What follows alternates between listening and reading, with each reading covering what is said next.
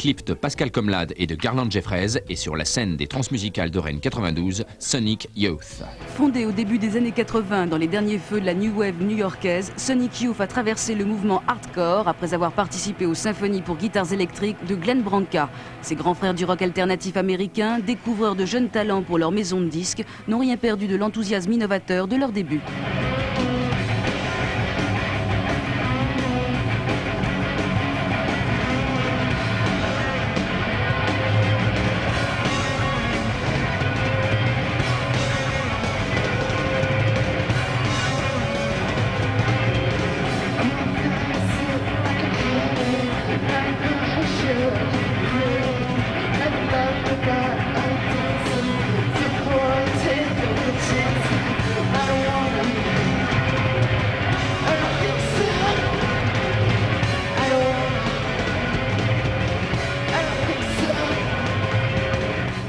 Thing has been sort of learning by doing, you know, the way we've made records, you know, from the very beginnings, where we've always been involved in the recording process ourselves, and like on this new record we have a producer for the first time, and it's in some ways it's a big step, and in other ways it's just a natural progression, you know, and everything about what we've done, the way we've grown in popularity and the way we've evolved in terms of the sound of the records, it's all very slow and gradual like this, you know, there's no great peak or anything, and that's really good, because that's the way that we're comfortable working, you know. We're comfortable sort of building on what we know and letting it get bigger like that, instead of some crazy, you know, Nirvana-like success, which is not possible for a band like us anyway, because I don't think we're a straightforward enough band. We're a little too quirky for that.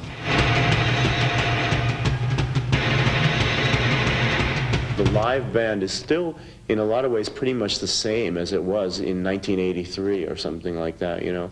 The songs change less live than they do on record, because we're still just, you know, out there to sort of go on stage and really sort of freak out a little bit and let everybody have a very special experience in a way.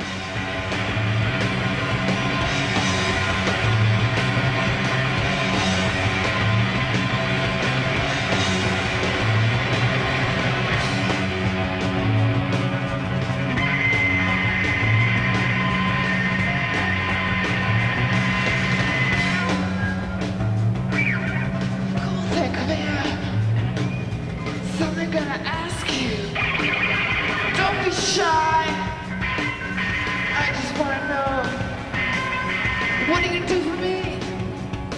Gonna liberate us girls from male, white, corporate oppression, fear of a female planet, and we're all the fucking girls. Come on, baby. Come on, baby. Come on, baby. Come on, baby.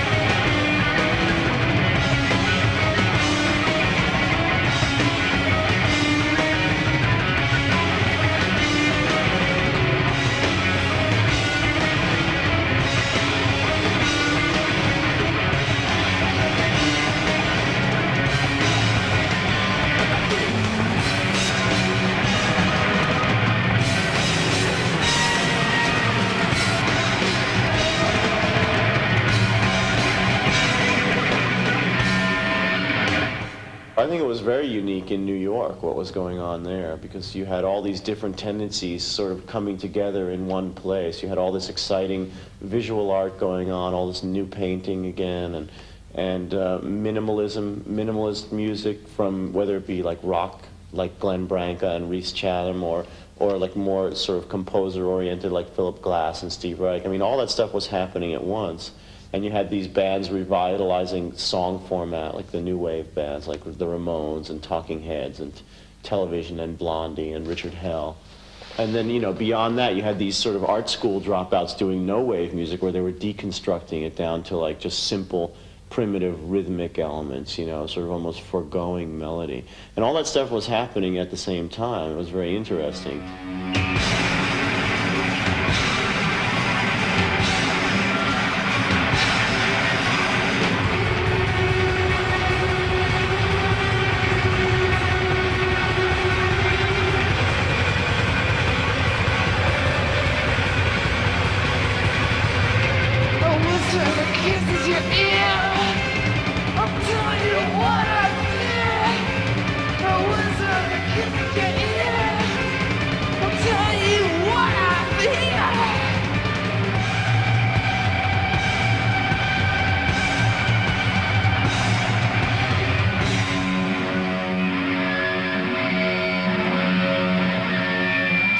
Glenn was the first person I worked with that was actually trying to formalize it, you know, to take guitars and really take them in a different direction than the standard way you play a guitar, which is tuned in a very specific way, and you play these chords, you know, and he would string them all different and tune them very specifically in a different way. And it was the first time that, like, Thurston or I had worked with anyone who was really pursuing that as a specific goal, you know, to utilize the guitar in a completely different manner than people normally utilize it. And then plus the idea of putting a whole bunch of them together and working with the overtones and these other kinds of musical elements than just, you know, G chord, C chord, and stuff like that. So he, you know, we did take stuff from him, you know.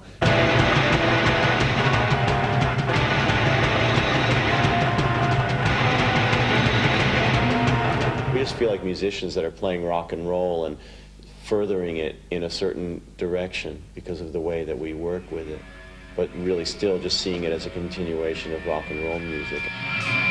Come on home, just ain't fair. And I mean, rock and roll, where love dies, couldn't find